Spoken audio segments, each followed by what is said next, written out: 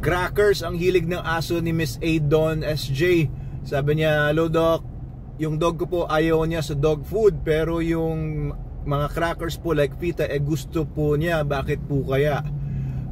Ano ba meron sa crackers? Alam ko yan, ang mga crackers ay harina yan. Sabihin, wheat flour ay nahalo sa asukal at iba pang mga sangkap, salt, etc.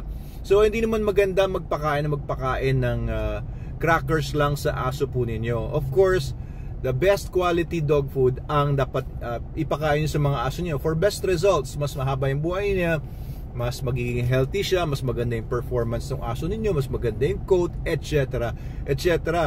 Pag puro crackers kasi yung papakain sa aso ninyo, these are basically empty calories na mataas pa yung iba sa salt, makakasama pa sa aso ninyo, and sugar. So pagka sugars din, magiging prone din yung aso ninyo sa diabetes, obesity, cancers, etc. So hindi naman siya magandang idea na lagi nilang pinapakain ng crackers yung aso nyo. Pero kung treats lang binibigay nyo from time to time, maybe it's not going to make a dent in his health or anything. Pero kung ayaw niya ng dog food, yun ang problema. Kung ayaw niya ng nutritious food, yun ang hindi maganda. Of course, no, may mga karamihan ng mga murang mga dog food ay parang crackers din lang naman. Maraming mga makikita kayong mga dog food, no. Meron diyan mga mamahalin pa. Oo, nako, parang Maharlika pa yung mga pangalan. Pero kung babasahin niyo yung ingredients list, parang crackers, puro wheat flour, may wheat, meron siyang may wheat flour, merong mga corn, tapos ang protein source niya mostly soya, hindi masyado sa meats. Kaya parang crackers lang din ang ang formula ng ibang dog food. Pero yung SDN, yun ang pinakamaganda kasi puro dehydrated meats yan. SDN 42 So kung SDN 42 beef, dehydrated na karne ng baka yan. Kapag SDN 42 naman na original, karne ng baka, karne ng manok, at iba pang poultry and iba pang mga animals.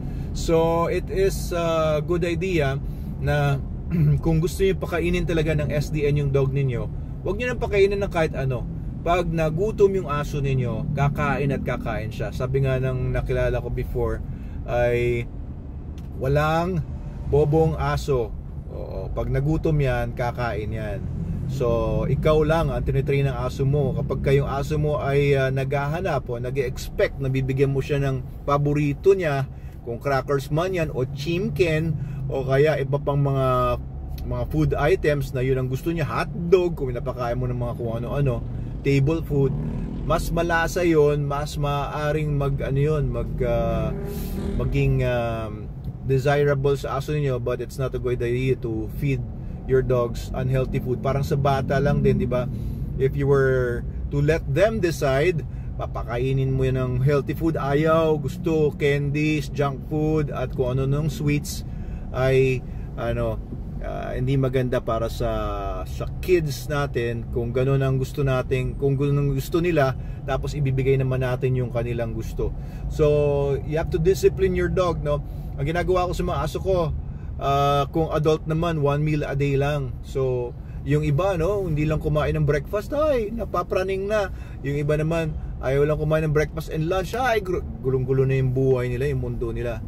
And yung mga dogs kasi, nasasanay din yan. Pag nasanay po yung aso niyo sa mga mataas ang sugar, mataas ang mga wheat, ganyan, mga crackers, ayan na yung magiging desirable niya. Parang comfort food na nila yan. So it is also a trait na hindi naman shared by all dogs. Kaya it is a trait, yung affinity, yung kagustuhan niya kumain ng crackers. It could be a learned trait na hindi naman genetic, or hindi naman talaga yun ang ang pangangailangan ng katawan niya. So it has to be unlearned. Kung didisiplinahin niyo, huwag niyo pakainin ng kahit tubig lang, eventually kakain po siya ng healthy foods. Of course, the best nga, papakainin niyo sa aso niyo, SDN po yan, formulated by Manalo Canine, myself.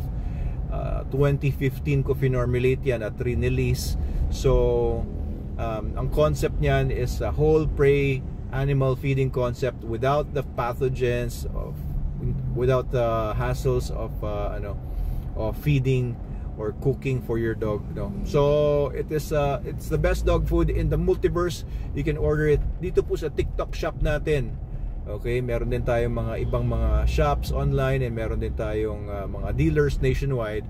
Pero dito sa TikTok meron po tayong shop na sa natin, doon sa mismong profile natin. Kung hindi pa kayo nagfa-follow sa ating mga channels, please do so. And baka po kasi nakalimutan nyo lang, nakita po kasi namin na 97% of people who watch my content are not my followers. So baka nakakalimutan nyo lang po pindutin yung follow button or subscribe button. Please do so and share this video sa mga taong sa tingin ninyo ay makikinabang sila. Alright, Dr. Abel Manalo po ito, the Vetrepreneur. Sana po ay nakinabang kayo sa video na to. Have a great day.